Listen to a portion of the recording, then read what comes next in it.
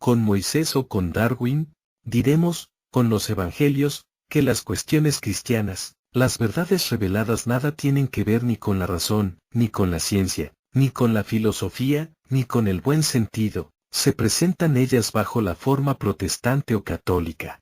Diremos que la vida religiosa echa sus raíces, por no decir sus frutos, fuera del terreno de la inteligencia pura. Diremos que la encarnación, la redención, la gracia, no pueden mejor justificarse ante el buen sentido, la filosofía y la ciencia, por poco que medien la reflexión y la sinceridad, la transubstanciación o la predestinación. No son solamente los dogmas del catolicismo o las doctrinas de la Reforma que, por sus contradicciones chocan con el buen sentido, sino el cristianismo mismo. Pelarak, Samen critique de la religión Chetien. Hay una ciencia que solo tiene por objeto cosas incomprensibles.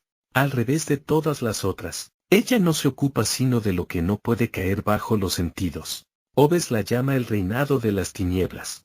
Es un país en que todo sigue leyes opuestas a las que los hombres están en aptitud de conocer en el mundo que habitan. En esta región maravillosa la luz no es más que tinieblas. La evidencia se hace dudosa o falsa. La razón es una guía infiel y el buen sentido se cambian en delirio. Esta ciencia se llama teología, y esta teología es un insulto a la razón humana. El buen sentido del cura Meslier. Nosotros no hemos demostrado nada. Nada hemos destruido ni creado. Las campanas de San Pedro continúan haciendo sentir en los cielos sus sonidos. ¿De muerte y la ciencia? Es una opinión nuestra. Sus cultores, frailes y sacristanes. Conclusión: el abismo insondable entre religión y ciencia no existe. Tal, en su complejo, la misericordiosa homilía de nuestro adversario. Para él, la Iglesia y la ciencia marchan en conmovedor acuerdo. Darwin puede dar la mano a Moisés, Haeckel, al Papa Benedicto y a Meguino, al Reverendo Blanco. Los extremos se tocan. Los dos polos, en prodigioso movimiento convergente, se unen al Ecuador. El mundo antiguo, junto al moderno, en el seno de la Santa Madre Iglesia. Al lado de las imágenes paganas alineadas en el calendario cristiano figuran los nuevos elegidos por la Iglesia: Duin, Roberto Mayer, Clausius, Lord Kelvin, Lavoisier, Cuvier y tantos otros. Pregonad, ahora, que la propiedad es una cosa inviolable y sagrada y que el robo es un delito. Yendo a este paso, debe esperarse que la Iglesia no tardará en beatificar a Proudhon y construir un nicho también para aquel gran extraviado de Sebastián Fauré que escribió sobre los delitos de Dios. El expediente es muy cómodo, pero ineficaz. La cuestión que se debate no es la de saber cuáles fueron las creencias particulares de fulano o de sutano y si Confucio, Volta o Lutero creyeron en un Dios, sino la de establecer si entre la religión y la ciencia existe o no un insondable abismo, y ya que el debate es sostenido por los católicos, se comprende que la religión que se ha de discutir no puede ser aquella de Buda o de Brahma, que la Iglesia romana condena, ni la concepción neopanteísta de Flammarion o de Haeckel que el catolicismo rechaza, o la simple creencia en la fuerza vital de Bichat y de Cuvier, que todo dieron al progreso de la ciencia y nada en apoyo de la Iglesia, pero sí, únicamente la religión católica, apostólica romana. Y, como por religión uno, se entiende no, como afirma el adversario, la sola creencia en Dios, en este caso las religiones paganas y las diversas sectas del cristianismo se confundirían todas en una sola, sino todo el conjunto de creencias y de los dogmas que constituyen los elementos fundamentales del catolicismo, que las otras religiones y las más diversas filosofías no aceptan. Resulta evidente que, versando la polémica sobre la religión católica en el conjunto de sus dogmas y de sus creencias, no es leal ni honesto citar en su auxilio, como el contrincante ha hecho, nombres de filósofos y de sabios, materialistas los unos, panteístas o espiritualistas los otros, que aquellas creencias rechazan en bloque, así como no sería honesto ni leal conferir la patente de anarquistas a todos los santos que condenaron la propiedad individual como fuente de todo delito o que calificaron la Iglesia de verdadera caverna de falsarios, de ladrones o de bandidos. Menos honesto y leal es cuando no se exponen sus opiniones y no se citan textos. Ahora, las creencias y los dogmas de la religión católica fundados sobre la revelación de la Santa Escritura, divulgados y defendidos durante 20 siglos por la Iglesia, son, como demostraremos oportunamente, los siguientes. 1 grados, existencia de Dios, anterior a todas las cosas, increado y eterno. 2 grados. Creación de la tierra, de los animales, de las plantas, sol y de las estrellas para adornar la tierra. 3 grados. Formación del hombre con barro. 4 grados. El misterio de la Trinidad. 5 grados. El de la Encarnación. 6 grados. La virginidad de María antes y después del parto. 7 grados. La resurrección. 8 grados. La inmortalidad del alma y el libre albedrío. 9 grados. Paraíso e infierno y una infinidad de creencias secundarias que forman el admirable contorno de este cuadro principal.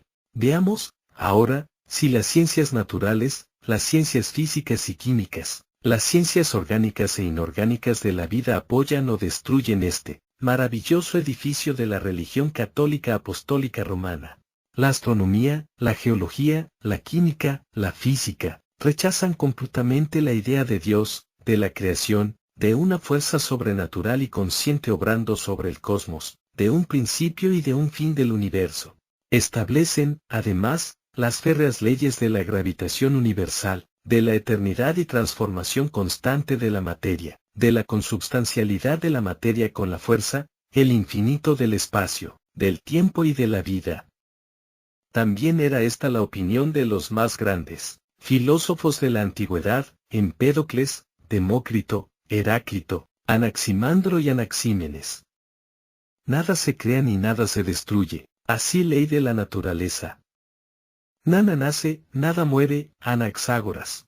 Ex nihilo nihil, in nihilum nihil possa reverti. 2. Lucrecio. La naturaleza de este inmenso animal que se llama el mundo, es ser eterno. Platón. Ninguna fuerza puede nacer de la nada, Liebig. Nada en el mundo nos autoriza a suponer la existencia de fuerzas en sí y por sí mismas sin cuerpo de que emanen y sobre el cual obren. Cate. La materia no es un vehículo al que se enganchan o desenganchan fuerzas a guisa de caballos. Un átomo de hierro es y sigue siendo lo mismo ya sea que recorra el universo en un aerolito, ya que resuene en la vía férrea, o ya que vibre, como glóbulo sanguíneo en las sienes de un poeta. Du Bois-Reymond. La fuerza no es un Dios que da impulso, no es un ser separado de la substancia material de las cosas.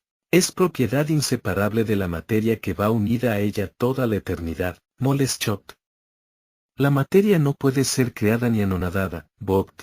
La materia es eterna y solo cambia de forma. Rosmasler. Nada se pierde, nada se crea. Lavoisier. Nada se crea, todo nace de algo que preexiste. Nada se aniquila, todo se convierte en otras combinaciones. Littré. La transformación de algo en nada es tan inconcebible para nuestra inteligencia como la creación de algo sacado de la nada. Gustave Le Bon. La ley de la transformación de la fuerza excluye rigurosamente la creación y el aniquilamiento. La fuerza en circulación permanece precisamente idéntica. El calor. La equivalencia de las fuerzas es la ley más atea de todas las leyes físicas, pero estudios sobre la idea de Dios, la ciencia de la naturaleza es esencialmente irreligiosa. Abed, aún no es suficiente.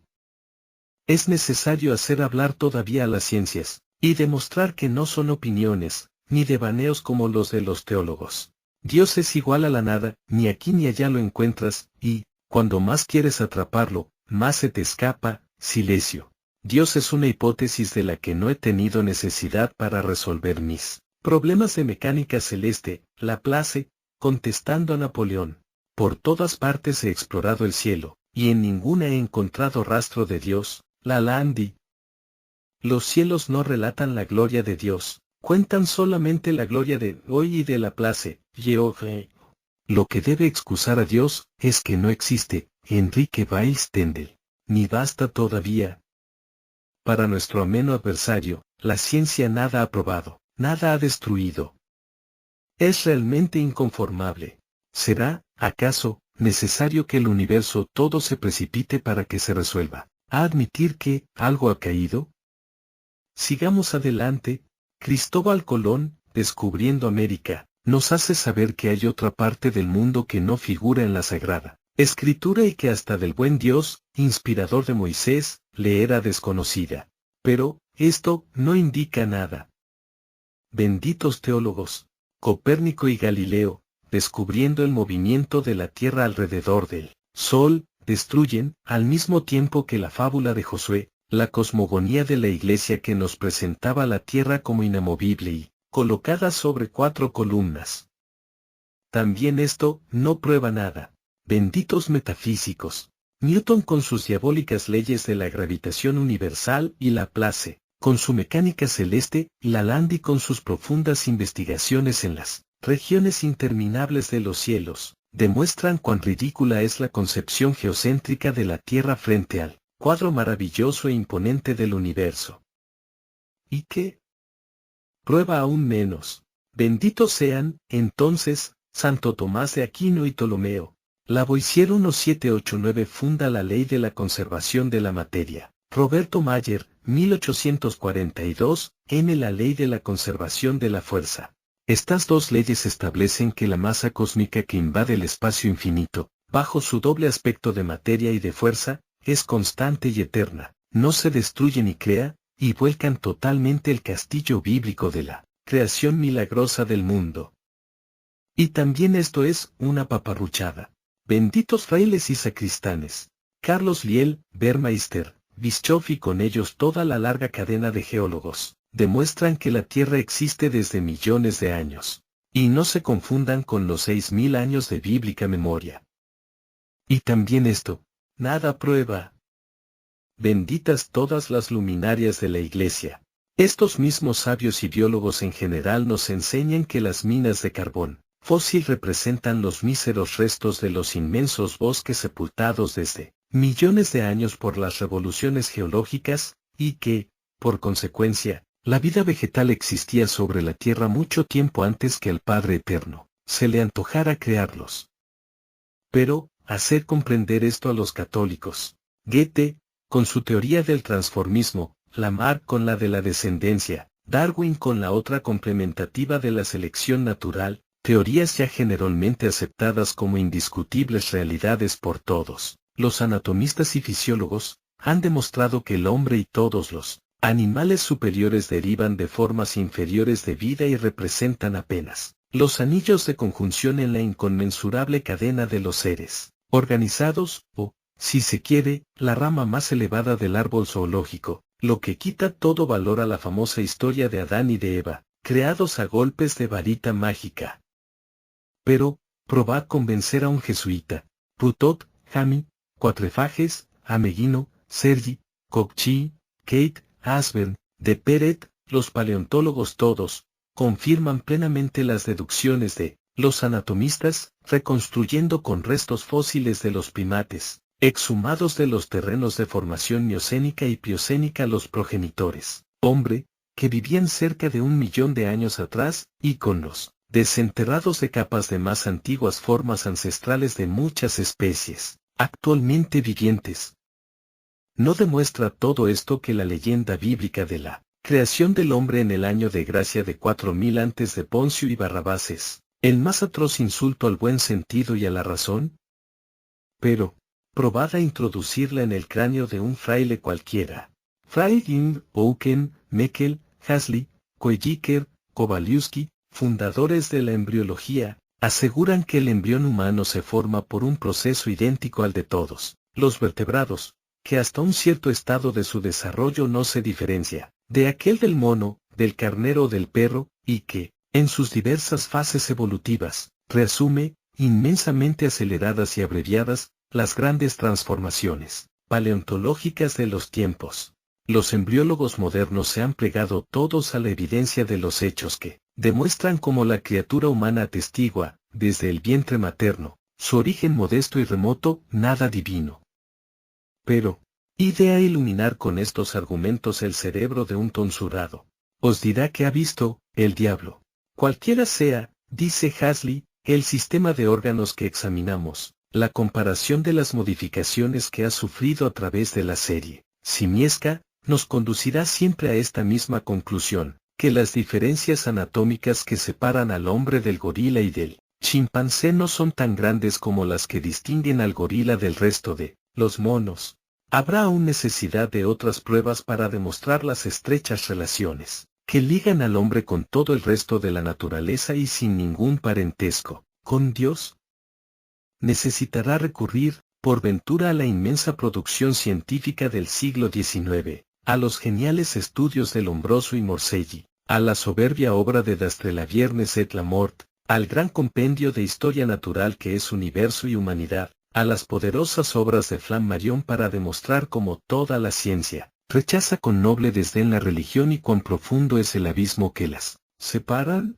Pensamos que no, y tanto más lo pensamos cuanto que nuestro mismo adversario nos precede y nos ayuda en la fácil demostración. Escuchemos, lo que ocurre con todo esto es que la ciencia, con mucho menos personería jurídica que la religión, es una sociedad anónima, y sobre todo, limitada.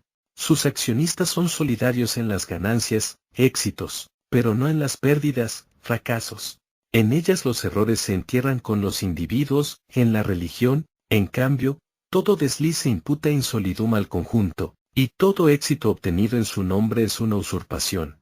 La imprudencia de la clara distinción y del buen marcado antagonismo entre la ciencia y la religión no disimula en contra de la primera toda la hiel, todo el odio del fraile. La ciencia es una sociedad anónima, cuyos accionistas son solidarios en las ganancias y no en las pérdidas. Muy bien. Merci. También el diablo, como se ve, nos ayuda. Sigamos adelante. El señor Podestá me pregunta si yo creo de veras en la mentada autodisolución del cristianismo, y, en caso afirmativo, ¿para qué pierdo tiempo en combatir lo que por sí mismo se disuelve? Contesto, amigo, para acelerarla. Como se combate la peste bubónica, la fiebre amarilla, el cólera y todas las otras epidemias, que también se disuelven por sí mismas, es un deber combatir también a la religión, cuando se considera, como yo la considero, una epidemia 1000 veces pero, hay algo mejor, si Copérnico, Colón y Galileo, protegidos por frailes y por reyes católicos, en la forma que todos conocemos, 3, volcaron el sistema fantástico de Ptolomeo, que mejor prueba es a favor de la existencia de un abismo insondable, entre la religión y la ciencia, una cosa sola, que el sistema de Ptolomeo, muy acariciado por la Iglesia, se fue al diablo, y con él, sus 7 cielos cristalinos con todas sus legiones de ángeles y de santos, amontonados, para permitir a los poderosos telescopios de la ciencia explotar libremente el inmenso cielo estrellado y descubrir el movimiento infinito y eterno de la vida. Y cuando yo afirmo que los hombres de ciencia barrieron de su dominio la concepción geocéntrica del universo, Podestá vuelve al asalto y objeta, ¿qué tiene que hacer la fe con los errores científicos de una época? ¿Errores científicos? Pero, ¿no comprende el señor Podestá que la concepción geocéntrica es hija de la ignorancia y no de la razón, de la fe y no de la ciencia, un puro dogma de la Iglesia, y que este dogma tiene sus raíces en la Sagrada Escritura en la que se afirma que Dios lo creó todo para adornar la tierra? Pues, entonces, ¿no le he dicho Señor la Biblia? ¿O es que sus sacerdotes se la explican al revés? Pero, dejemos hablar a Podestá, nada afirma la Biblia en contra de ninguna de las hipótesis que puedan avanzar sobre la antigüedad de la aparición de la vida sobre la tierra, ni sobre la antigüedad de la existencia de la materia inorgánica. ¿Cómo así? Sencillamente, porque los días del Génesis no son días de 24 horas sino periodos. Así ha sido interpretado de antiguo, por los padres de la Iglesia, entre ellos, por San Agustín. Tal es, por otra parte, la amplitud del significado de la palabra yam, día, en hebreo. ¿Y dónde ha leído el señor Podestá que los 6 días bíblicos no son de 24 horas cada uno, sino periodos indefinidos de tiempo? Si no he perdido la cabeza, la Biblia especifica que cada uno de ellos se dividía en día y noche, y que por lo tanto no podían representar periodos geológicos que solo existen en la fantasía de mi contrincante. Escuchemos ahora lo demás. Esta nos llega del otro mundo, el hombre cuaternario, él dice, es un dogma bíblico. El terciario es un retortero de la ciencia demoledora. ¿Quién era, pues, este misterioso hombre cuaternario dogmatizado por la Biblia? ¿Habrá sido, acaso, el famoso Enoc que voló al cielo, o el que encontró Noé sobre los montes del Himalaya? Y, ante todo, ¿qué entiende el Señor Podestá por hombre cuaternario? Haga el favor de exhibirlo, y nosotros haremos con él un precioso presente al Padre Blanco para que reflexione algo mejor sobre las extinguidas faunas prehistóricas y sobre el tetraprotomo de Meguino. Y no es esto todo. El buen Podestá, que Dios lo tenga en su gloria, me da una lección sobre Darwin y sobre Moisés. Me dice que ellos no representan los polos de la discusión, como si no hubiese sido Moisés quien, según los católicos, anunció al mundo las paparruchadas reveladas por Dios, y Darwin el glorioso fundador de la ciencia evolucionista. Ni es Darwin, agrega, el más acreditado de los transformistas. Y yo también lo creo, si por transformistas débase entender una monja hecha papa o un obispo hecho monja. Afirma, después, que la concepción heliocéntrica nació en la Iglesia, lo que es completamente falso. Ella fue de origen pagano, en Grecia, en Roma, en Egipto, en las Indias, en donde se adoraba el Padre Celeste, el Sol, Señor de Universo, aquel que brilla. La Iglesia, apagadas las luces de la razón, quiso apagar también la gran concepción heliolatra de los antiguos para hacer de la tierra el centro y el fin de la creación. Agrega, Moisés no escribió un tratado de astronomía, sino un libro sagrado. No faltaría más, que hubiera escrito Moisés un tratado de astronomía, con la misma mentalidad burlona con que escribió aquel monumento de necedades, que es la Biblia. Sin duda, nos hubiera hecho asistir al espectáculo terriblemente trágico y majestuoso de la más espantosa revolución interplanetaria.